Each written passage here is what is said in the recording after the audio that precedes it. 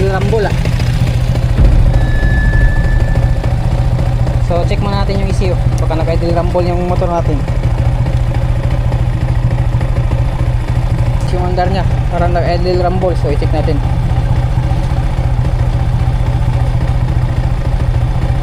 So off.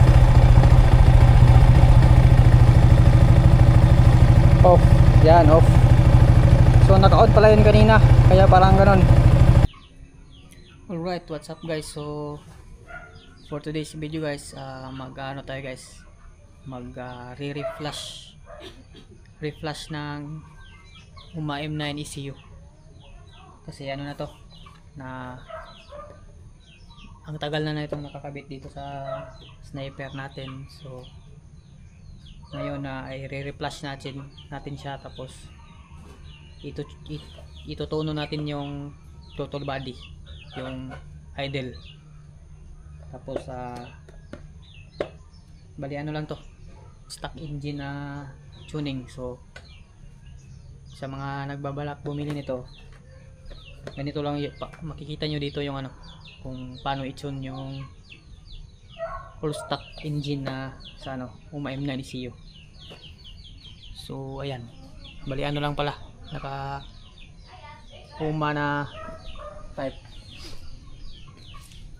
pipe, yan o. Tapos ito yung app. So download nyo lang yung app muna para tuloy-tuloy. So habang magbabaklas tayo ng fairings, i-download na muna natin. Yan o, ito sa PC or laptop. Save. So ano lang yan, 28 MB lang, 28 MB. So ito yung Huma M9. So pakita ko sa inyo yung shortcut na natin yung baklas. Ito lang yung babaklasin, dalawang side fairings, tapos itong head. Kasi nandito yung ano, nandito yung Huma na ECU. So baklas.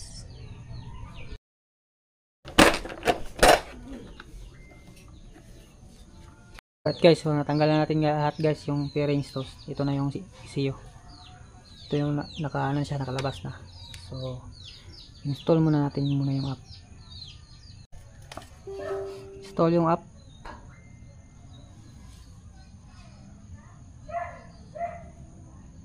Yan. So next, tapos sa inyo. Yan, next, install most common features. Yan, tapos next.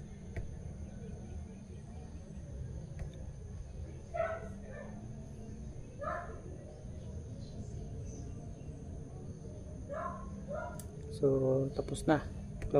So i-connect, tapos na install yung app, i-connect yung cable sa ano natin, itong tuning cable. So yan yung stock natin, fresh. So tuning cable, so andito yung tuning cable, open lang natin to. Yan, tapos ito yung takip, tabi muna natin. So ito yung connect dito. Yan, tapos sa laptop, ito sa laptop. Yan, laptop. So ayan, pagtapos nyan, wala pang nakailaw dyan. So iyon natin yung motor. So yun,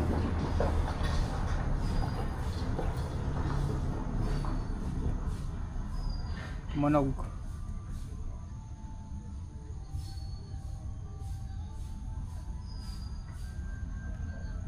So refresh natin tong app, refresh yung app.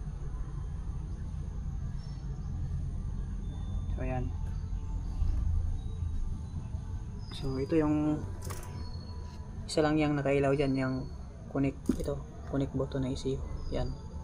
So connect natin. So ayan yung information nya. Ito yung ECU information, OMA M9 Y16 ZR Exciter 155 2021 map version 9. Tapos yan yung mga number dyan. So ibig sabihin connected na yan sa ECU. Tapos punta tayo sa Cloudita. Yan, Cloudita. So download natin yung data. May cloud dyan sa gilid. Click yung cloud.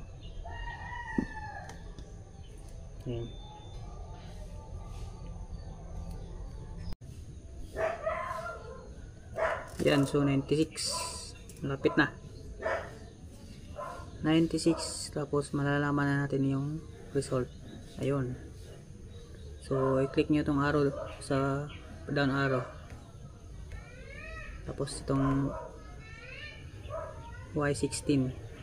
So yan. So ito lang dalawa yung meron itong stock. Tapos yung isa 195cc plus OMA Superhead R3 cam, tapos full exhaust. So yan lang yung laman yan. So dahil stock lang yung motor, itong stock yung i-click natin. Tapos double click.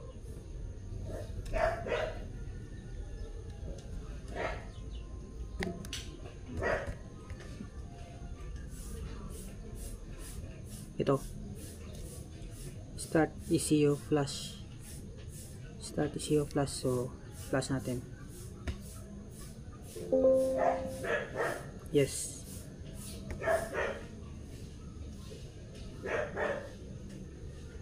So yan, tayo natin ito na. Naglo-loading na siya dito. 51%. Yan na. So kaya natin ni-replace kasi ano na. Bali na sa ano na to 10K odo yung ECU. Para ma-recalibrate.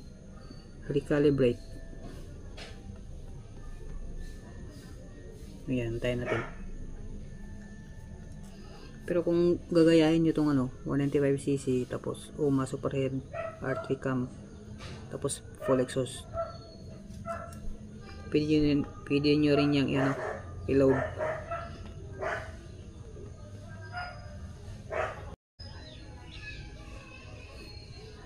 Yan. So lapit na.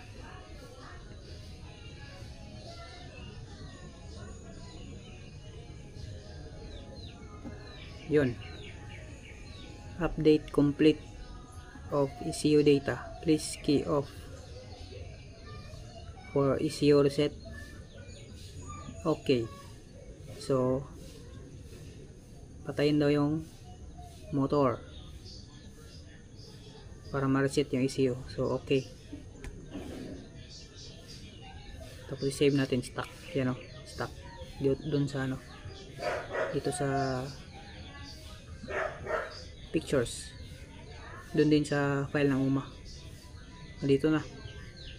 Lalagay tayo ng file dito OMA.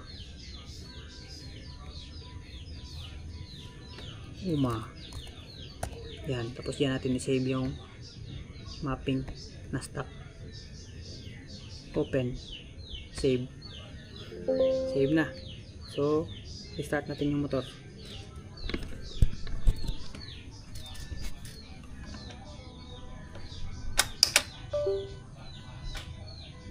So ayan, nawala yung connect, hindi nag-green now. So try natin mga 10 seconds.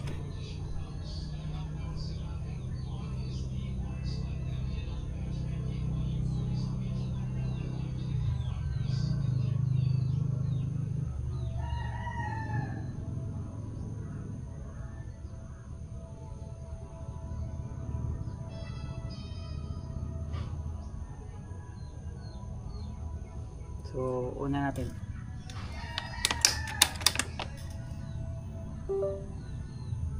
So, iilaw yan yan. Oh, yan. Pag iilaw na, connect na yan. Pwede na i-connect. So, ayan.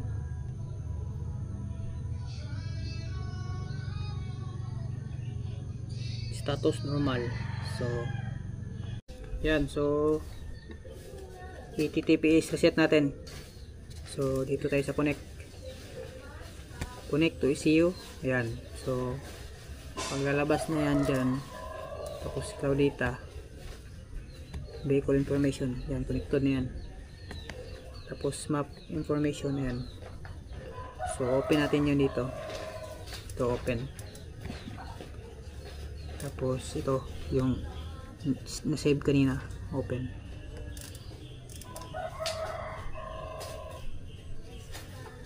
So, TPS reset muna natin. Connect muna natin. Yan. So, TPS reset. Start TPS reset. Tapos, ibigay yung throttle. Full throttle. Yan o. So, ayan. Complete na siya agad. Madali lang. Tapos nyan, punta ka sa fuel. Exit yan. Sa fuel. So, ito yun. Pipigain mo yan, no? Yan yung, ano. Ito yung auto tuning. Tapos, AFR. Fuel. Ayan. Fuel temperature. Compression. Tapos ignition timing,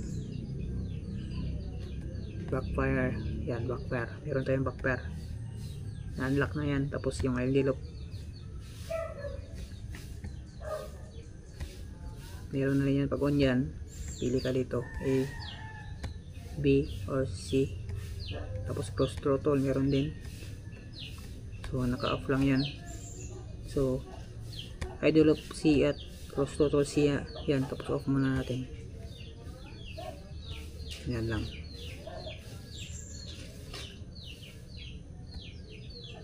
Yan o. Dito ka mag-upgrade.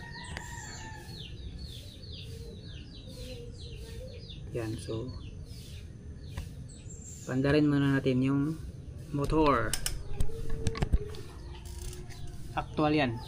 Yan. Sa fuel. Yan. Start.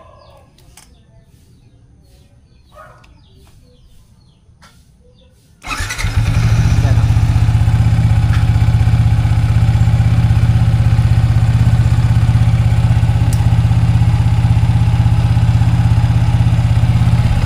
EUC. Inline EUC. Target AFR, air temperature,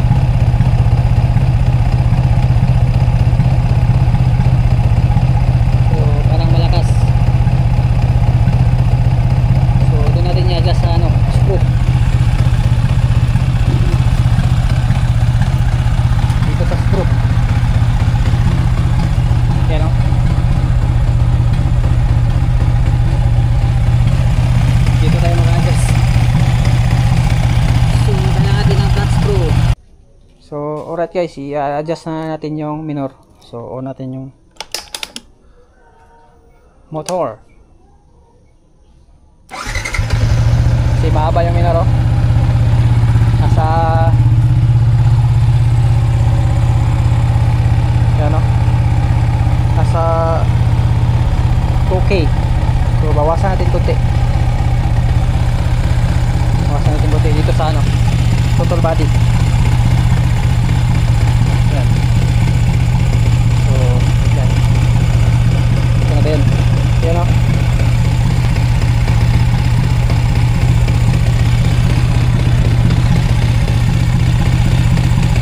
Yan, oh. Bawasan natin.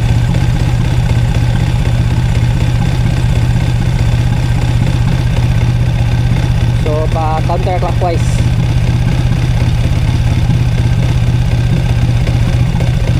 Yan, counterclockwise. Kulang pa.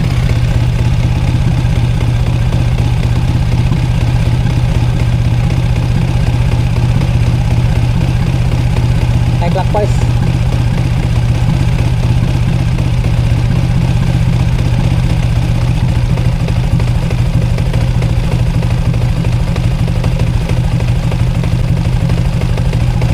Parang naka-idle rumble, ah.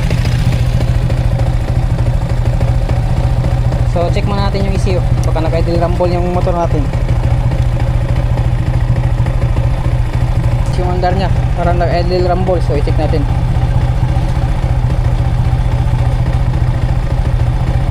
So off. Off. Yan, off. So naka-on pala yun kanina, kaya parang ganon. So bawasan pa natin ng konti. Yan, oh. Malapit na mag-stable. So hindi pa. Oh, nag-idle rumble saka close throttle backfire sabay. So yan, adjust ulit. Clockwise.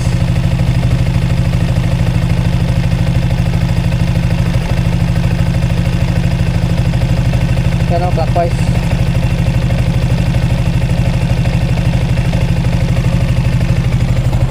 Yan, lapit na.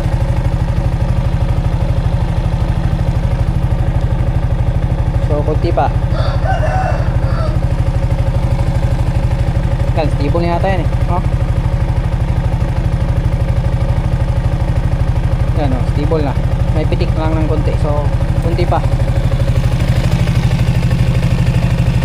Clockwise.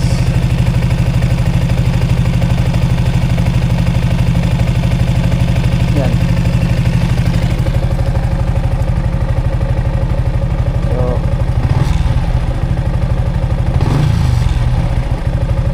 yan, stable na guys. Yan, ito yung ano ko, pag tumatagal na yung ano nyo, ECU, kailangan na rin i-reflash saka ituno yung ano, total body. Yan, oh. Stable na, oh.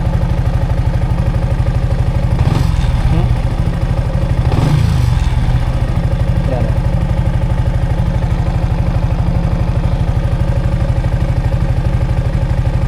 So yan. So yung engine temperature, check natin yung engine temperature.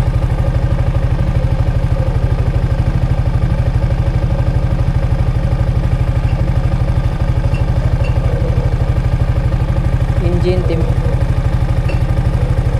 dun sa ano tawag dito sa engine settings, limit natin 11.5. so gawin natin ano 12.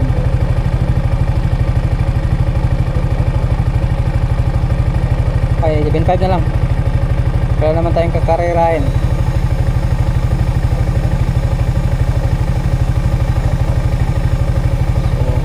Coolant, yung fan 85, tapos yung BBA 68.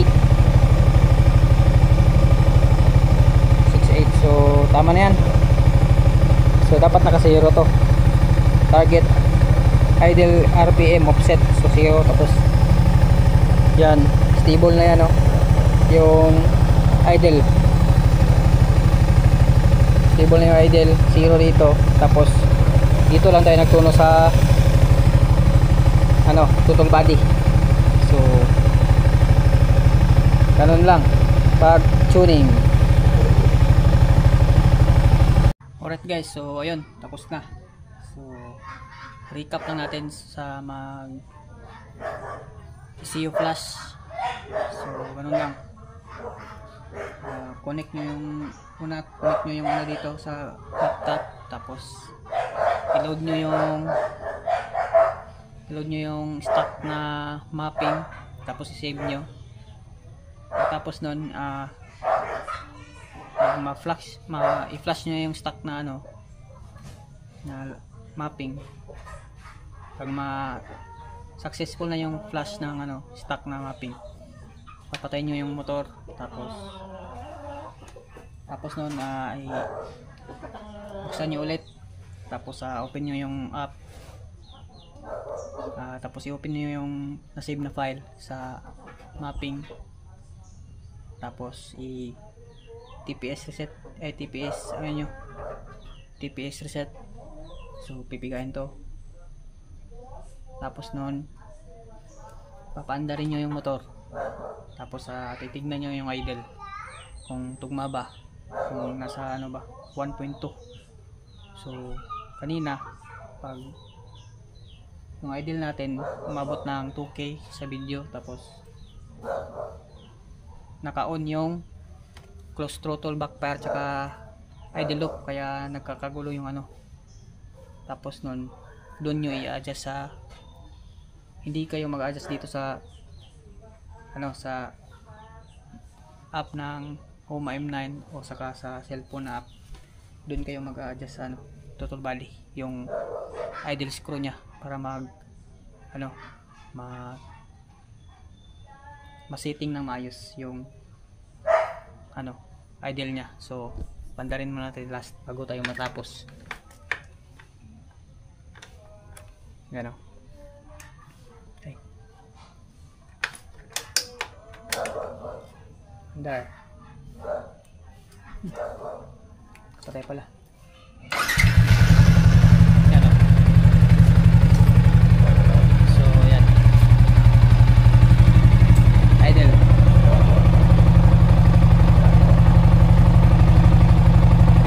Yan, stable o.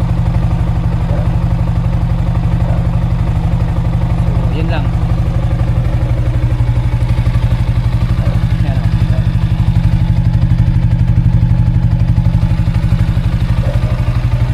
Guys, thanks for watching.